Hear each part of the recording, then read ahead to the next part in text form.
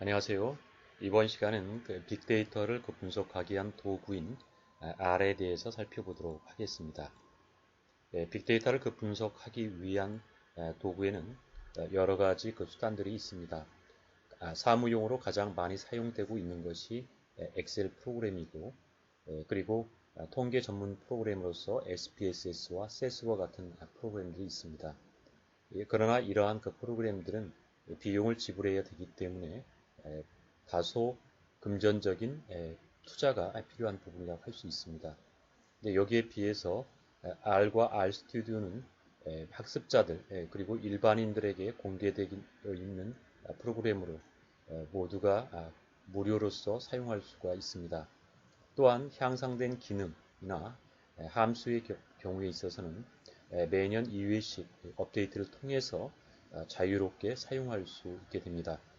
이번 시간에는 R과 RStudi오를 설치하고 실행할 수 있는 방법을 살펴보고, 그리고 R을 실행하기 위해서 필요로 하는 변수, 함수, 패키지의 개념들을 알아보도록 하겠습니다.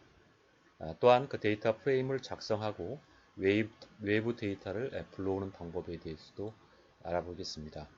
기본적으로 빅데이터의 세계에 있어서는 빅데이터가 어느 곳에 있는지에 대한 소스적인 문제를 생각해 볼 수 있게 됩니다.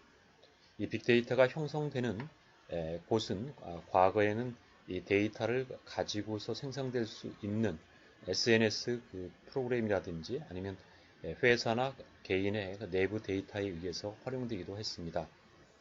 현재는 자동차를 주행하면서 내비게이션을 사용하기 때문에 내비게이션 자체가 사물 인터넷 기능을 통해서 빅데이터를 생성하기도 합니다.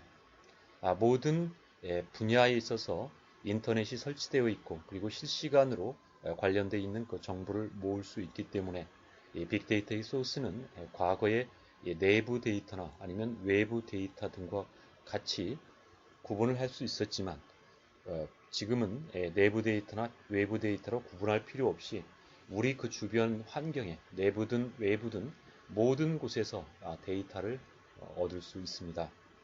이와 같은 데이터는 내가 필요한 데이터일 경우에 데이터를 수집을 해서 이것을 내게 맞는 목적에 따라서 데이터를 분석해야 되겠습니다.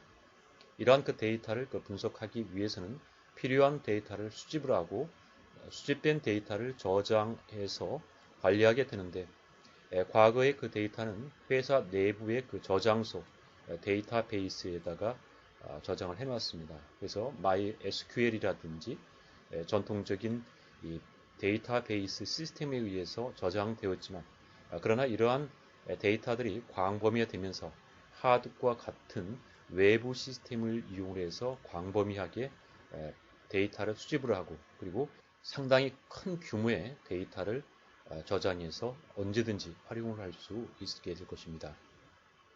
이와 같은 데이터들은 데이터의 분석을 진행을 해야 되는데, 이러한 데이터를 분석하기 위한 분석 툴이 과거에는 통계 분석 프로그램을 통해서 했었고, 그리고 간단한 회사 내부의 데이터의 경우에는 엑셀을 통해서 분석을 했습니다. 그러나 이와 같은 데이터를 분석하는 시스템은 데이터의 양의 확장과 그리고 텍스트나 비정형 데이터의 출현에 따라서 모든 데이터를 분석할 수 있는, 즉 숫자로만 되어 있는 데이터가 아니라 텍스트, 이미지로 되어 있는 데이터까지도 분석할 수 있는 분석 도구가 필요하게 되었습니다. 그와 같은 것이 R이라는 프로그램이 되고, 또 일부는 프로신지라든지 마호시라든지 이러한 분석 도구들이 제공이 되고 있는데, 무료로 제공이 되면서 항상 최신의 버전으로 활용할 수 있는 R이라는 프로그램이 가장 많이 빅데이터 분석에 활용이 됩니다. R을 활용을 해서 빅데이터 분석을 할 경우에는 다양한 다양한 데이터를 분석을 해서 분석된 데이터를 시각화해서 언제 어디든지 필요한 경우에 원하는 데이터들을 확인해 볼 수 있습니다. 즉 빅데이터의 활용은 데이터의 숫자로 나오는 개념들, 아니면 시각화된 자료들, 그리고 어떤 경우에는 지도와 같은 그 형태를 통해서 이 빅데이터를 확인해 볼 수 있고 그리고 유용하게 원하는 목적에 맞게 사용할 수 있습니다. 이 R 그 프로그램을 사용하기 위해서는 먼저 R을 설치를 해야 됩니다. R이라고 하는 것은 뉴질랜드 오클랜드 대학의 로버트 젠틀맨 앤 로스 이아카가 시작을 해서 R 코어 팀에 의해서 개발이 되었습니다.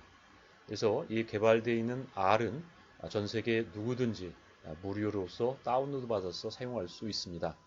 cran.r-project.org에 들어가 가지고 접속을 하게 되면 프로그램을 다운로드 받을 수 있고 6개월 주기로 버전이 업그레이드되면서 최신의 그 버전을 사용할 수 있습니다.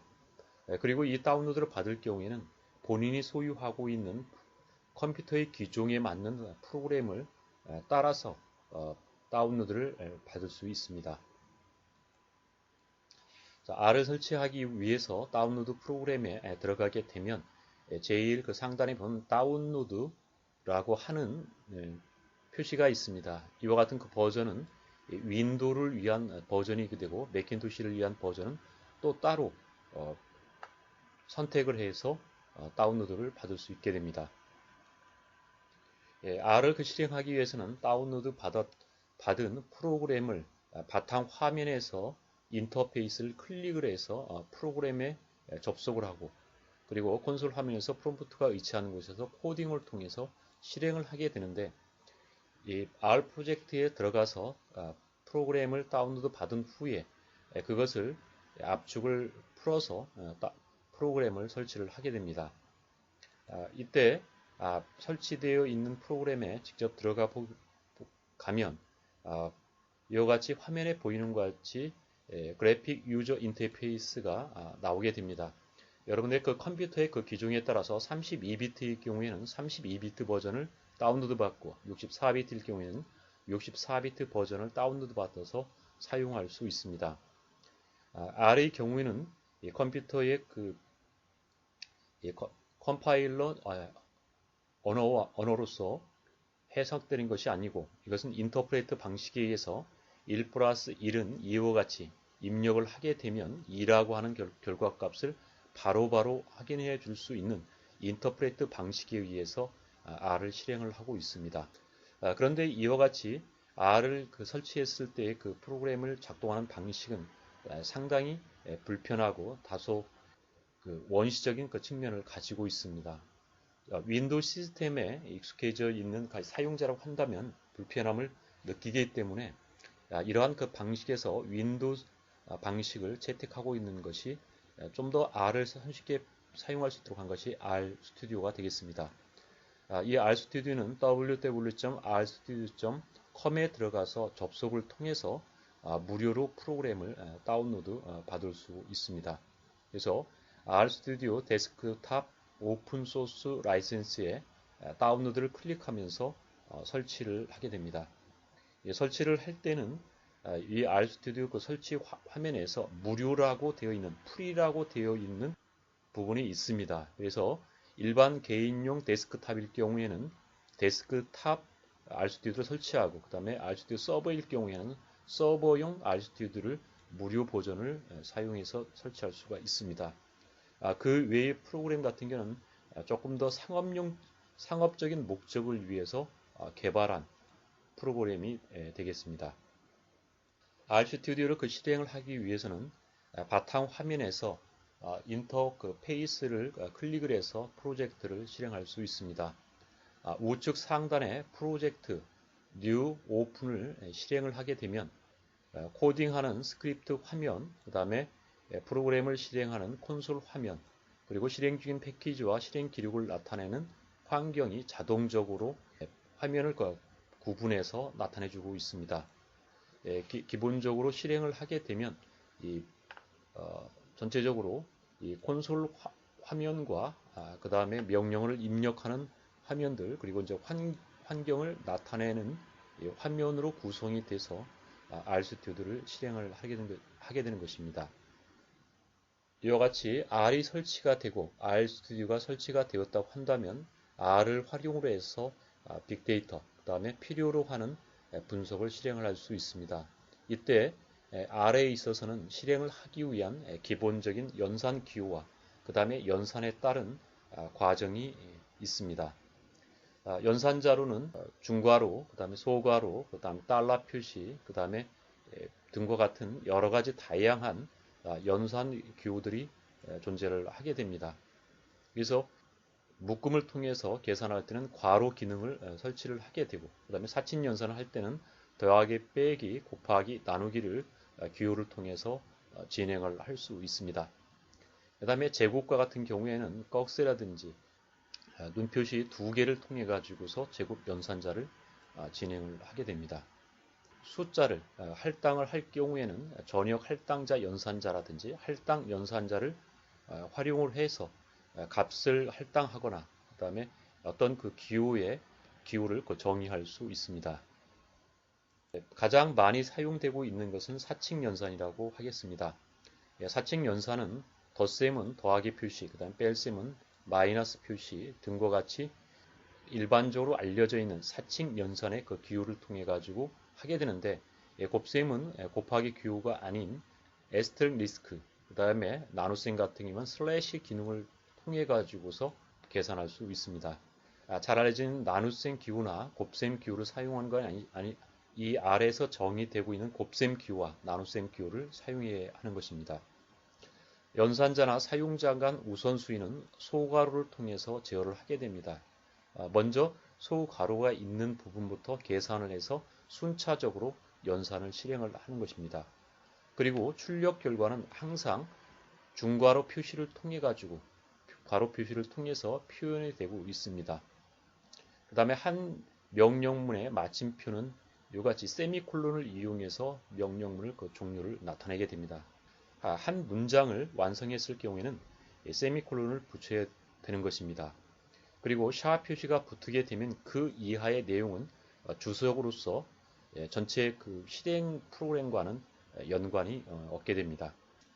변수의 값을 할당하는데 변수명의 첫 글자는 알파벳으로 시작을 하게 됩니다. 즉 변수명을 시작할 때 다른 그 문자나 그다음에 숫자로는 시작할 수 없게 됩니다. 대소문자를 구분하기 때문에 주의해서 사용해야 됩니다. 소문자로 사용했을 경우와 그 다음에 대문자로 사용했을 경우에 컴퓨터의 인식은 서로 다른 글자로 이해하기 때문에 대문자를 쓰거나 소문자를 쓸 때는 주의를 해야 되겠습니다. 그리고 명령어가 길 경우에는 연결 프롬프트로 이와 같이 그 크다 작다와 같은 기호를 하거나 아니면 플러스와 같은 표시를 통해서 나타내 주게 됩니다.